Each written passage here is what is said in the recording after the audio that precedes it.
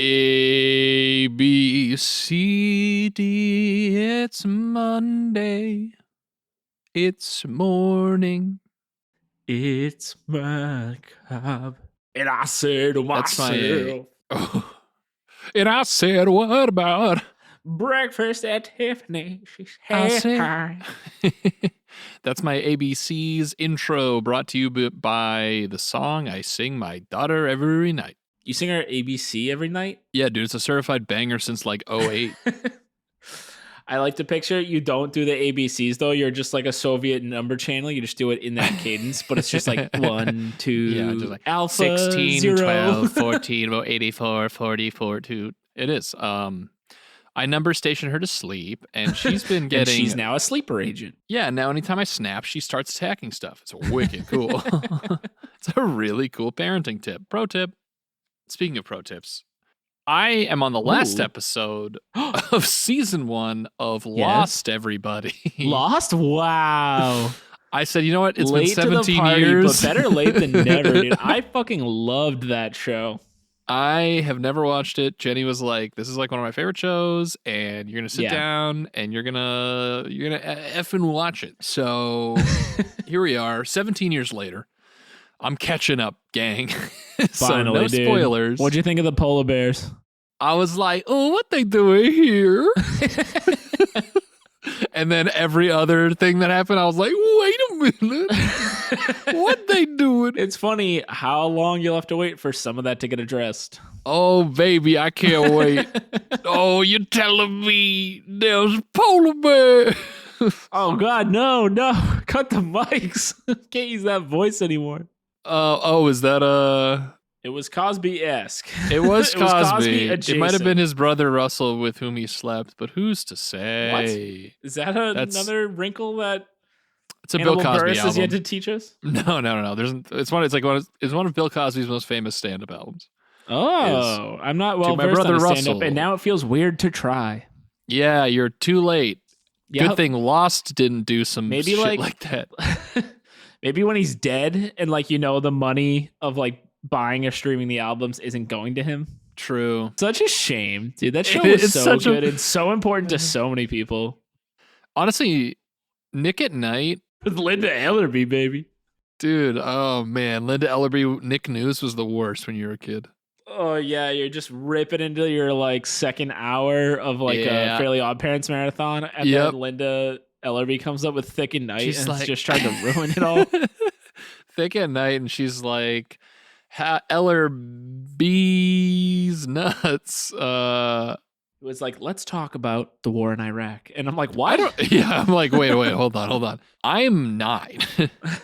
What executive at Nickelodeon fucked up this bad that this is a show? Linda Ellerbee ruined things. Sorry, Linda. Sorry, Linda. I know you were trying to teach us stuff, but you didn't do it with enough entertainment like LeVar Burton or Bill Nye, so get the fuck out. Yeah. Bill. Inertia is a problem. I think actually it doesn't even have to do with Linda Ellerbee. I think where Nick at Night went wrong is that it wasn't constantly played on those strap down giant TVs on a cart wheeled in. Strap them down, dude. When you had a substitute or a teacher that was just too hungover to teach you that day. Yeah, they were like psychiatric patient TVs, just getting strapped in. That TV wasn't going fucking anywhere, and it might as well have been a statue of a god to us when we were kids, because that thing rolled in and hope, life became okay. Yeah, those are the days. Good old. Now I assume it's just smart boards or yeah, they're probably everyone pull out your iPads and connect to my hotspot. And it's like, okay, nerd. Fucking what? Nerds, yeah. Yeah, sorry that I grew up with Kid Pics and you grew up with iMovie or whatever. I grew up with overhead projectors that were so smudged from years of use. And just inhaling hot dust next to them. Hell yeah. Sorry, not sorry. Holy moly. Welcome to Monday Morning Macabre, everybody. If you're still sticking around, this is the show where we talk about spooky, creepy stuff. Half of this needs to be cut immediately. And yeah, we're going to cut this down. If you're wondering what we're referring to by cut this down, you'll never know. Hopefully, if the cutting goes well. Let's cut that too. lots left on the cutting room floor. Phil's our editor now too, and he's big into cutting most of the show out. So welcome everybody. Today is a special episode of Monday Morning Macabre because why? It's I like to just put myself into a situation where I have to come up with something. No, I like it. It's the first MMM of April. Wow. What if this was an April Fool's joke? This isn't real. Yo, what if this entire podcast was a really long, ongoing April Fool's joke? And we just deleted all the content forever. That would be incredible. Forever. Over the weekend, my little daughter had her birthday. Oh, shit.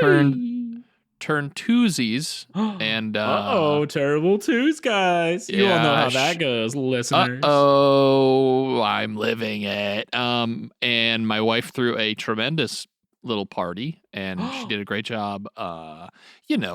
Doing decorations and whatnot, while I drove to the pizza place and picked up the pizza. So cute. That's so cute. Scars, what a creepy, spooky thing are you telling us today? Today we're going to be talking about the Grizzly Monster of Florence case. Grizzly Monster of Florence. Mambo Italiano. Mambo Monster of Florenciano. Am I right? Band. If I'm right, play us in.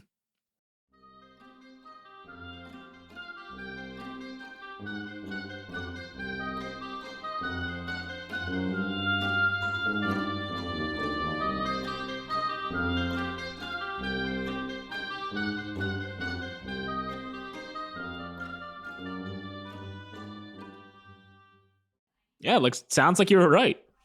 Turns out, ding, ding, ding, Darce is right again. Add it to the list. I get a tattoo every time I'm right of a tally mark. Yeah, he looks like the guy from Memento. Yeah, I look like the guy from Memento. Was that Ethan Hawke? Ooh, was it? I don't know. In my head it is, but I might just be putting that in I haven't watched that movie. It's funny you say that because I just watched the first episode of Moon Knight and Ethan Hawke's in it. Oh, yeah, he's got that long hair, though. No, it's Guy Pearce. Guy Pearce. Okay, I'm glad we both Googled it. Whew. Oh boy. Anyway, shout out to our boy Marco Margaritov from All That's Interesting. You a real one. God, on God, bless up. Bless up and bus up and butts down Tatiana. Between 1968 and 1985, a serial killer dubbed the Monster of Florence murdered 8 couples at lovers' lanes across Tuscany, and families of the victims want a fresh investigation. This is a spooky Italian urban legend sounding story. A little more real, but yes. No, it's a spooky and fun. Sounds like a hayride. Yeah, are we sure they just didn't go on a haunted hayride and get lost? And get so scared that... That's the house that October built. Ooh. Go watch that if you want to throw away 2 hours of your life. Wow, shade at the house that October built. Between 1968 and 1985, a serial killer dubbed the Monster of Florence. The Monster of Florence murdered 16 people across the Italian region of Tuscany. 'Cause when you're 16, somebody murders you, babe. Better believe it. While those crimes have never been solved, the relatives of several victims are now demanding a new investigation and claim key evidence was overlooked. So that doesn't sound right. We've never talked about cases where evidence was overlooked. No, yeah. So this, I don't know if you're on the right website because that doesn't sound right. That sounds. Are you sure you're not on like some that's interesting or mildly interesting? All that's Someday, all that's interesting is going to come for everything we're worth. Yeah, our huge buckets of cash are going to have to be liquidated. Giant Scrooge McDuck style pool of gold coins, which would hurt like a motherfucker to dive into. I think Family Guy or something has a whole bit about just diving into it and just immediately breaking your face because it's a solid. Darkwing Duck is up next on Nick at Night. The monster of Florence insidiously targeted couples who were engaged in sexual activity in remote areas, according to Oxygen. So big, like, serial killer in a movie vibes. Yeah, like a spooky urban legend. Like a spooky, sexy hayride. A spooky, sexy Italian hayride. Buongiorno. Is that Italian? I don't know. Buongiorno. Gorlami. Watch that instead of the October House movie. The killer used a Beretta pistol to murder 8 couples and was never caught. While a few suspects emerged and some were convicted over the years, not all murders have been accounted for. Whoa. The crimes have since inspired best-selling books and a TV show starring Antonio Banderas, while amateur sleuths believe satanic cults or law enforcement itself had been involved. Amateur sleuths? Yeah, a bunch of amateur sleuths and Antonio Banderas, dude. Yo, Anthony Banderama. Do you remember the commercial where in the commercial was Benicio del Toro, and all like these people kept trying to come up and get his autograph and thought he was Antonio Banderas? No. It was funny. That sounds funny. New podcast. Where in the world is Antonio Banderas, Gumshoe? I bet he's in Los Angeles right now. Montana. Did you know, like, I'm pretty sure, like, he's, like, Dakota Johnson's, like, stepdad? Wait, what? Dakota Johnson? I think so. Who's Dakota Johnson? The girl who starred in 50 Shades of Grey. Wait. Oh, I'm thinking of Dakota. Who's the other Dakota? Dakota Fanning? Well, we have Dakota Riggs. No, Shout Dakota, out you. Yeah, no, listener. Dakota Dakota Fanning. Yeah, okay. Okay, we've gotten to a lot of spooky stuff so far. Attorney Walter Biscotti represents 3 clients seeking justice for their relatives. Wait, his name was you know you didn't peak on that. Ooh, that was a hard ooh coming in. No, dude, that's not even above half of. I still have got like a bunch of headroom. I got like a good negative 6 dB there. Oh sheesh. You say his last name is Biscotti? Yeah, Walter Biscotti. Little hottie got a body like a guy whose last name's Biscotti? Yeah, he's a hottie naughty. No, he's a hottie. He's a hottie Biscotti body. What a hottie Biscotti with a naughty body. That's what we're trying to get. We are looking for the truth with a new. We are looking for the truth with a new investigation, and we're convinced that there are elements in the old case files that were wrongly overlooked. We want a fresh look at the lead concerning a suspect named in an old police file who was never investigated properly, as well as DNA found on an anonymous letter. His name was Lover's Lane McKilstein. So let's get to the murders of the Monster of Florence. Yup. The Monster of Florence began killing on August 21st, 1968, when he gunned down 29-year-old Antonio Lobianco. Classic Gemini. And his 32-year-old sister-in-law, Barbara Loci, with a .22 handgun in the town of Signa. It's weird when it's a hand. Like, I don't know why, but like guns it's are less sinister something almost. we do. Yeah, I don't know. It's so stupid to say, but like we don't hear about guns often. I feel like it's usually like knives or like you're expecting him to like rip off all their skin and wear it around or something. Maybe it's because it's a spooky urban legend. True, like a hook for a hand or something, or a biscotti for a body. Ooh, hachi chachi. Ciao, Bella.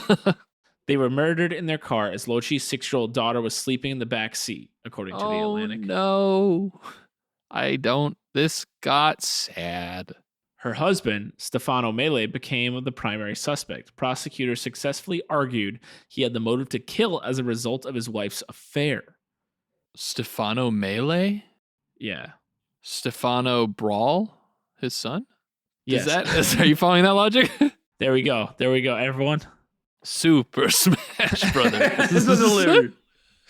While he was incarcerated. However, another couple was killed with the same gun. Pasquale Gentilcore and Stefano Pettini died while having sex in his Fiat 127 on September 15th, 1974. Pettini was subsequently stabbed 96 times. There you go, Darce. And her genitals were mutilated. So we're back to the 96 times. We're back to the on par for the type of people that we talk about on this show.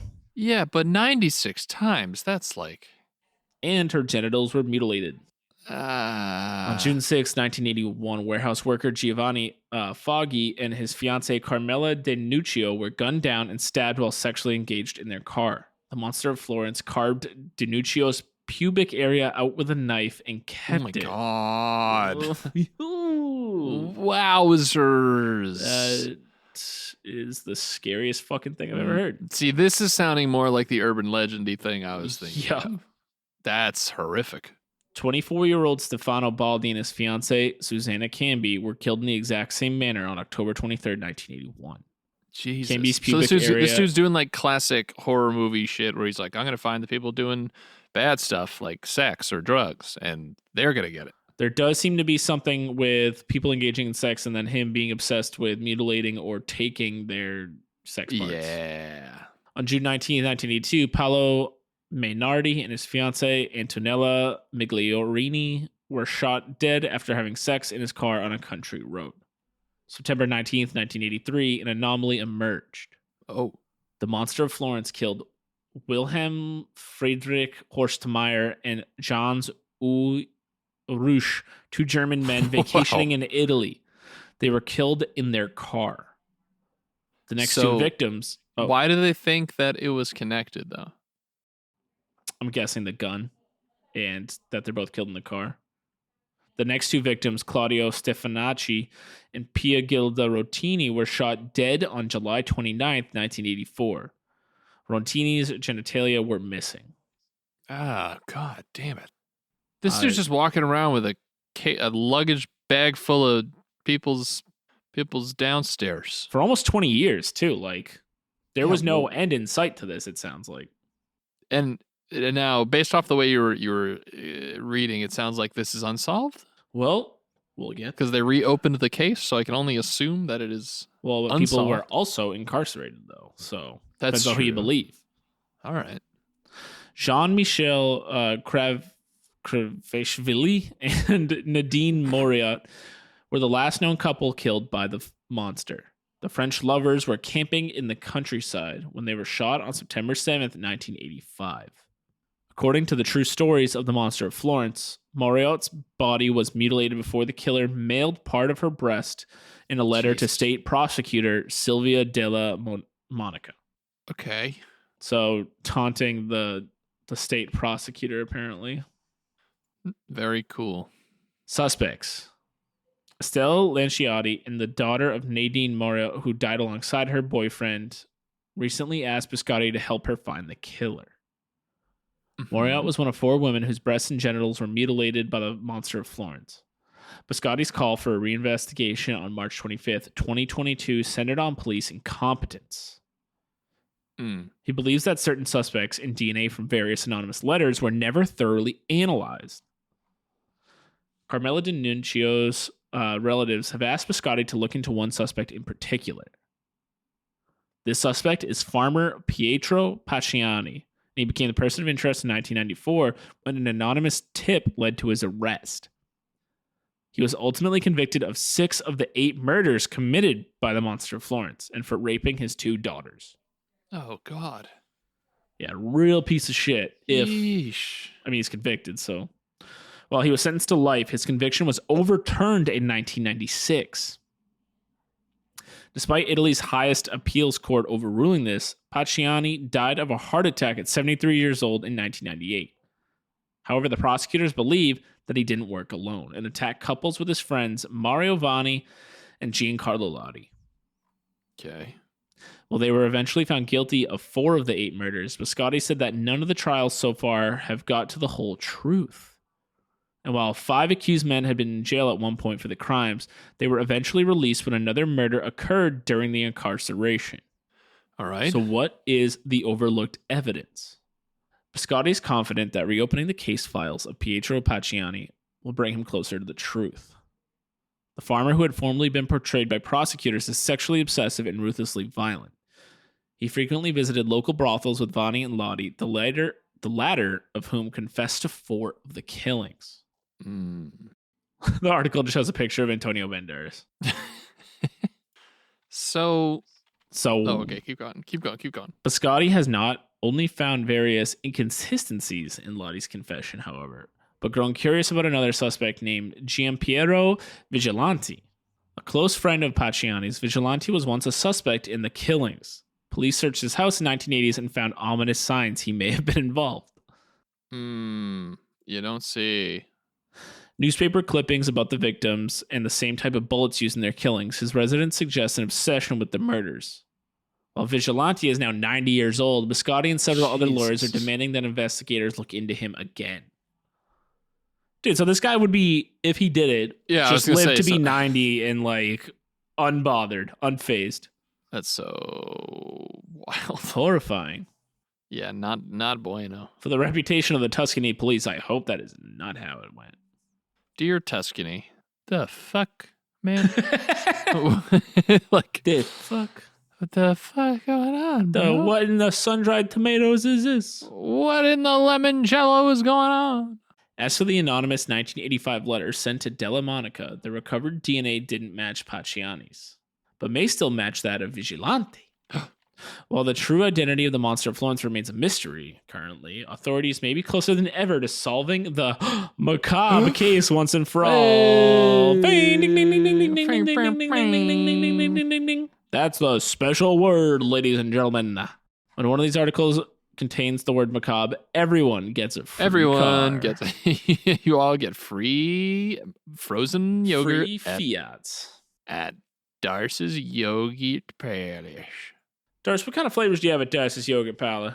Oh, we got spooky cinnamon, which is a big thing of cinnamon I toss in your mouth. We got spooky macabre raspberry. Not a play on words. That's the spooky part.